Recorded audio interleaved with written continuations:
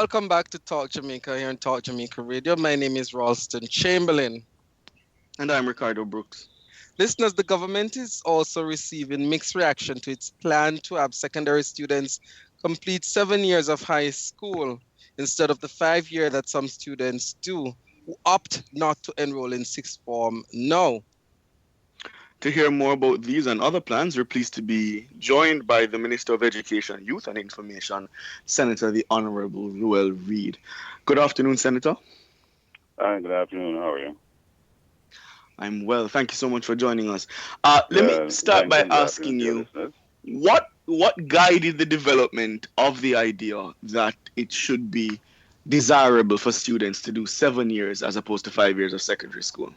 Well, first of all, I need to make a clarification because I'm sure you can't find anywhere where I have articulated or the ministry that we're extending the school, the high school by 2 years. What I said at the launch, and I think the whole discussion has been misguided because I was speaking again the launch of alternate pathway to secondary, where we were trying to deal with students who had special needs, had needed special support, ensuring that students with diverse intellect and learning capabilities are properly taken care of as they transition into high school.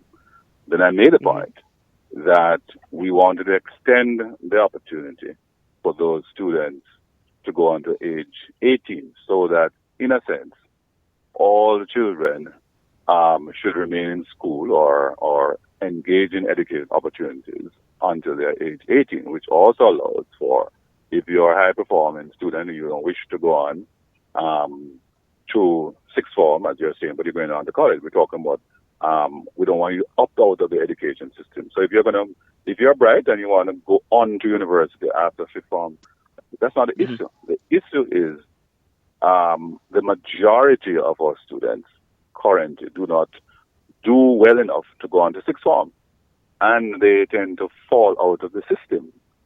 And as Minister of Education now and Youth combined, we are saying that we want to adopt a policy that every student essentially remains until age 18, whether in the formal system or if you're moving out to a university or any technical education institution. We don't have a problem with that. But philosophically, we are saying the age 18 is our magic number. We don't want any student to be disengaged out of an education opportunity until they reach the age of 18. That was the point I made.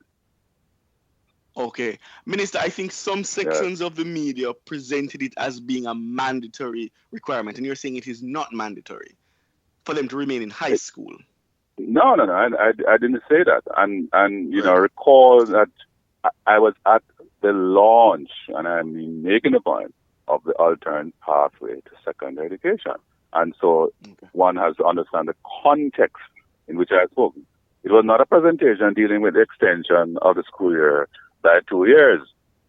Right. That is not what the presentation was about. It was about the very troubling fact that Mr. Siaka spoke about some time ago, that 70% of our students who leave high school do not leave with 5 C-sex subjects, including math and English. That's perhaps how the system was designed. It's not a system that we think is sustainable, so some modification needs to be made about it. And in fact, what I've announced is not fundamentally new from what we had proposed as an administration when Prime Minister now was Minister of Education back in 2009 when we launched the CAP program.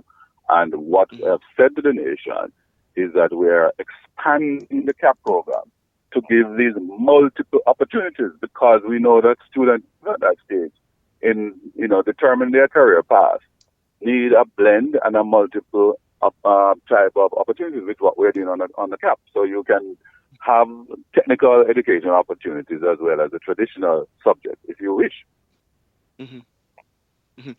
Minister, you'd be aware that a lot of parents have the perception that, listen, after 5 years, sometimes even after 4 years, it's best for the child to, quote, go look a walk. And that, unfortunately, might be a cultural thing that parents have. How does the ministry intend to tackle that? Well, I'm happy you raised that because, you know, I want to, engage the stakeholders before I go further into this because I have to get the nation to change that attitude. And as I'm saying that we need to understand in the 21st century, we need more education, not less. But jobs that are on the horizon requires for persons to have training and certification. It's not the time when, unskilled labor is going to give us the opportunities that we desire. And so by having your students exiting school before they become qualified, it really adds into the social problem we already have. And so as the Ministry of Education and Youth and Information, we are going to utilize the synergies to communicate. We're going to go into the highways and byways, and we're going to educate our people. And while we educate them, we're providing them with opportunities. All right, Minister, let me ask you this. I want to segue a little bit into the curriculum for this program. And if you could share with us for the same program you speak about, this No, I didn't hear that. You segue into the curriculum aspect of it, right? Because yes. at the moment, it's a kind of a bridging program, if I can use that terminology. Will there be, or has the ministry developed as they go along, or identified a curriculum specifically for this? Absolutely. And because first of all, let me just go back. All we're doing is expanding. The curriculum has already been developed. The CAP program already exists in 53 high schools already. All right? So what we're doing is expanding and ensure that people are aware that you just don't drop out of the system because the opportunities already exist. This is not a brand new program. The former administration had scaled it back, and we're now coming back because their plan, and let me just make it very clear, I made the point that they had built into their system the very same grade 11 concept, which I rejected. And I'm saying that it's not going to work because you are likely at grade 11 to have the same problem recurring, notwithstanding your alternate pathway, where the students are not necessarily going to be able to achieve the levels that they require at grade 11. Even so, even if you were to even achieve, as we talk about, 5 CSEC or a level 1 or a level 2. We're saying, well, if you have done level 1 and level 2, then you do level 3. If you do 5 CSEC, then you go and do CAPE or you go and go on to college. We are not of the view that less education is better. We are of the view that more education is better. Mm-hmm. And Minister, let me follow up on that, because one of the criticism is that if we are not able to catch them by the time they get to fifth form and identify these students quote unquote failing, how is it that additional 2 years, is going to now be able to make up for those lost 5 years? Very good point. Let me start this way. I've said before that the best models, and you can do the research, the developed countries currently end high school at grade 12. So let us have that as a philosophical base. Then I also made a point that Finland, which is viewed as the best education system in the world, and now use the term mandatorily, all students in Finland exit the education system at grade 13. Right. Now, I made a point also that as an educational practitioner, we know that developmental, even if you view the student as slow, their maturation accelerates between 16 and 18. Right? So, and that's part of the problem we have, that those students we deem that are slow, what we have been doing is throwing them out of the system early without giving them opportunity to jump. And then when they exit out of the system, I'd like us to ask ourselves, what do we do for them when they're out of the system? Aren't they part of the reservoir of the social problem that we now have? Mm-hmm. Because a lot of the issues is developmental, So, I dare say, conceptually, this colonial idea that all children will bloom at age 16 is flawed. And we as educators have done the research and know that age 16 is in fact too early for the majority of our students. And my mission is to fix this problem. Minister, there are other problems plaguing the education sector that I think might complicate this initiative, though worthwhile. Let's start with the absence of spaces, enough spaces. I mean, we're operating in a climate of budgetary constraints. How are you going to convince Finance Minister Audley Shaw that perhaps we need to be investing more in schools and building new schools such that we can alleviate the absence of spaces? Well, I'm happy to report, sir, that as you know, the IMF has given us some additional fiscal space, right? And because I looked at the numbers in terms of what we've been spending on infrastructure over the last couple of years have been severely constrained. So this year, I have seen in my forecast budget a substantial increase. So we are coming in at the right time in terms of the IMF itself is asking us to spend more on capital. So the answer to your question is yes. I am being allocated more resources to continue to take schools off shift, to expand schools in terms of providing with more classrooms. So we're on a program of expansion. I'm very happy to report also that countries like Japanese, through their grassroots program, have been giving us some additional resources, particularly targeted at dealing with some of the problems at the primary level. And there will be private sector partnership that will also come into play. We're expecting also next year, with the end of this current IMF program, to ensure that we build into whatever program going forward the capacity to increase our capital budget further. I've been talking to the diaspora, for example, about raising an education fund to help with infrastructure development. So I want to signal to the nation as well that to the extent that we remain faithful to complete successfully this IMF program, next year will be an even better financial year for us to even increase our capacity to invest more in infrastructure. Minister, the GSAT, we understand, is to be abolished and replaced with PEP. Could you give us an update on the progress of the development of the PEP program and when the country can expect a full implementation? Well, the PEP, as you know, is part of the reform of the national curriculum, right? And that is being rolled out as we speak. Certainly this academic year, we are really rolling out the new curriculum, which will allow for the transition in academic year 18-19. So pretty much we're on target, and I've already signaled that I'll have to review, however, the placement mechanism that has been proposed, because there's a proposal that former administration put on the table that I have to review, because any such decision will require full participation of critical stakeholders, the parents, the wider public, parliamentarians, and so on.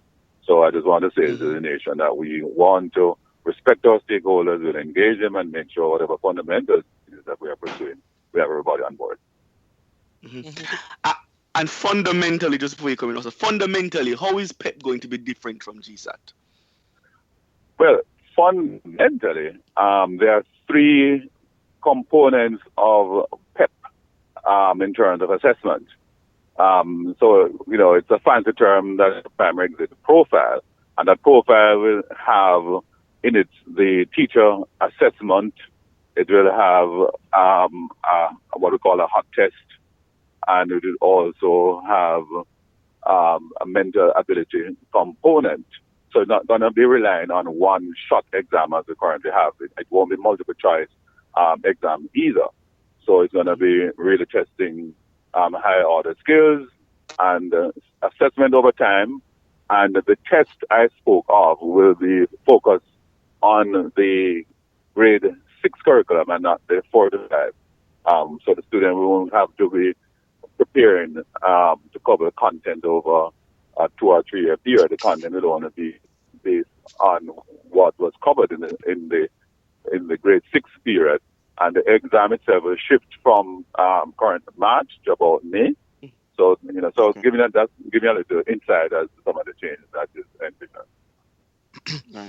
All right, Minister, I want to shift a little bit to the issue of special education because your state minister indicated that the ministry will be strengthening the partnership with MICO in an effort to fill the gap with special education teachers to detect special needs children. But one of the criticism is that it's not about detecting, but mainly diagnosing and treating. And so I want to know what steps the ministry will be taking to address that issue of diagnosing and treating, and also what of the post of the special needs coordinators, how would they fit into that strengthening?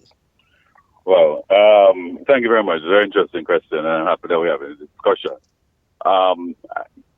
First of all, I have put out there, and I'm asking the university to really look at it from in terms of assessing carefully, giving us some updates, current data, as to the extent of special needs in the system, including not just the current cases, but the mild, because in our system, a lot of the kids who would otherwise be classified as mild, they are treated as normal, quote unquote, and then we get them left behind. So if you had an opportunity to listen to the presentation we made at the launch of Alternate Pathway in Secondary Education, was predicated on a system of identification from the child find prior to even grade grade 4.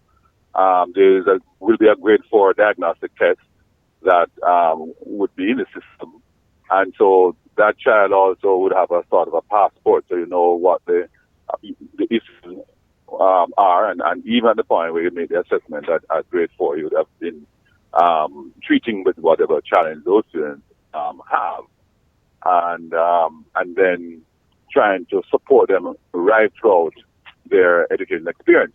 So the alternate pathway into secondary education is embedded in an awareness and acceptance and support program, therefore, for students who we consider have special needs.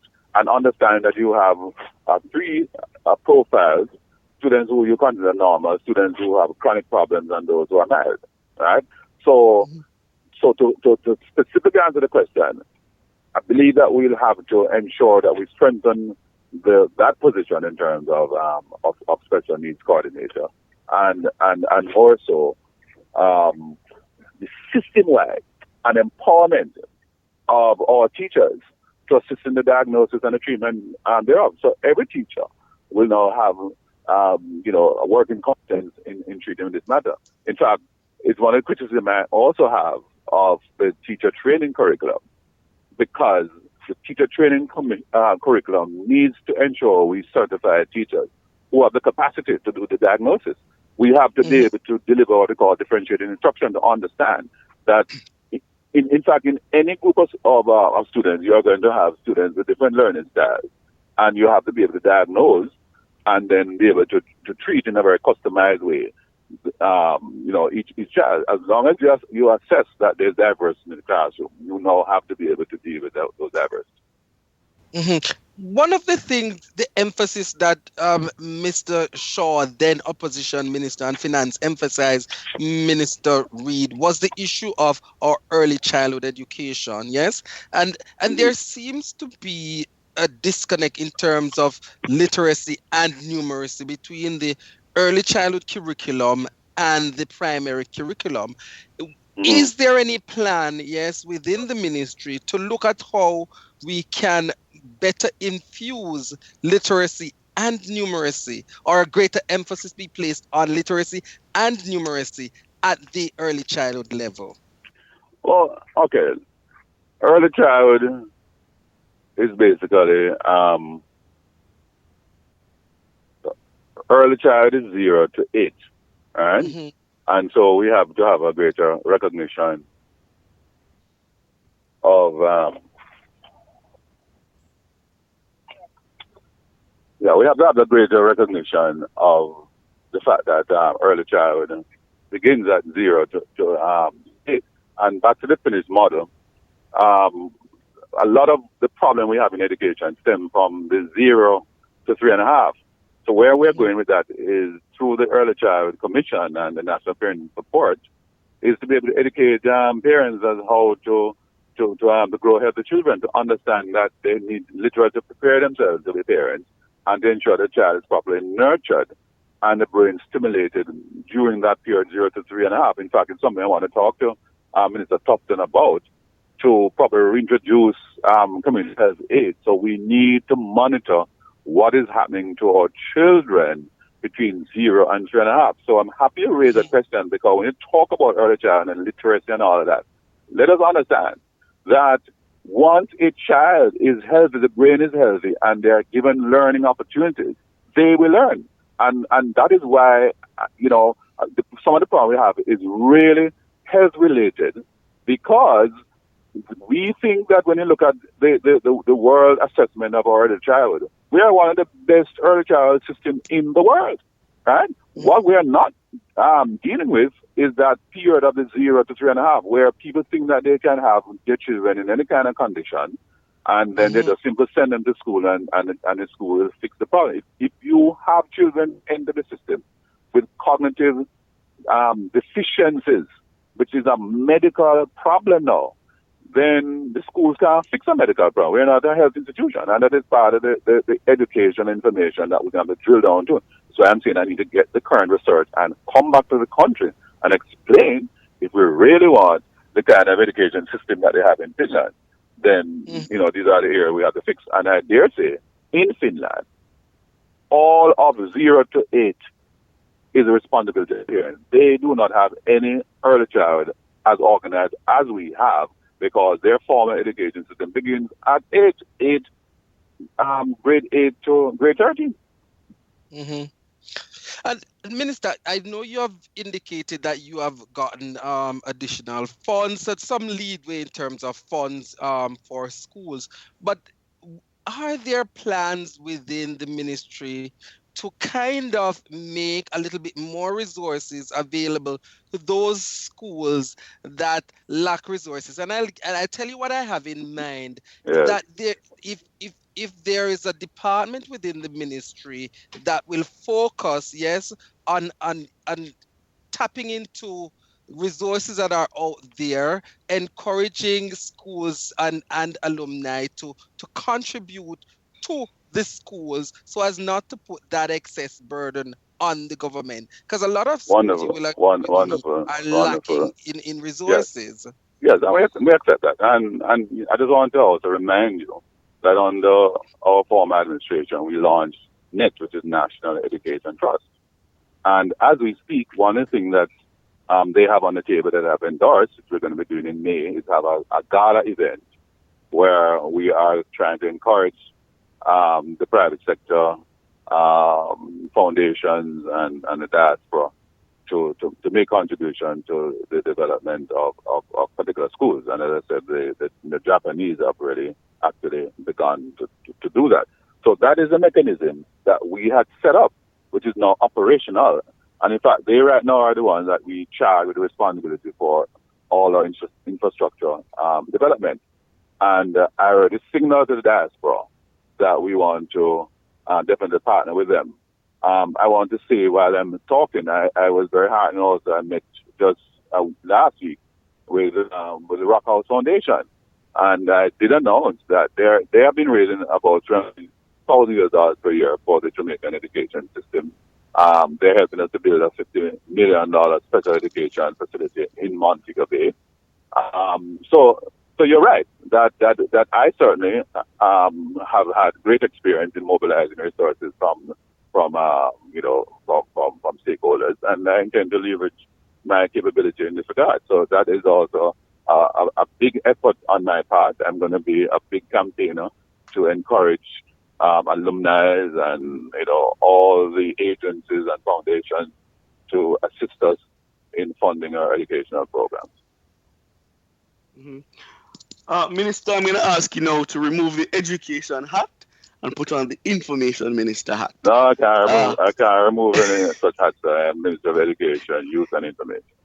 All right. So you wear all Anyway, three of them. All right, let me see if your questions are consistent in my answers. Let me ask you specific to information. The cabinet retreat has ended. When can we expect some updates on the implementation of the proposed tax break? Well, I bring your attention to the press release that we issued from the office of the Prime Minister, indicating that we're pretty much on track with our timeline.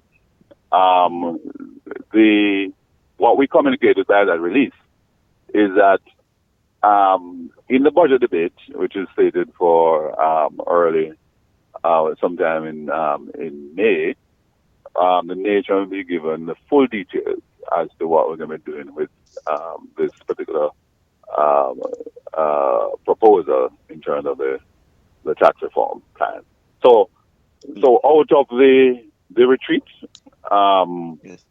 and we're actually meeting on Wednesday again to make some finalization. So the nation will be properly informed. I believe that we may have the Prime Minister himself addressing the matter if it needs be.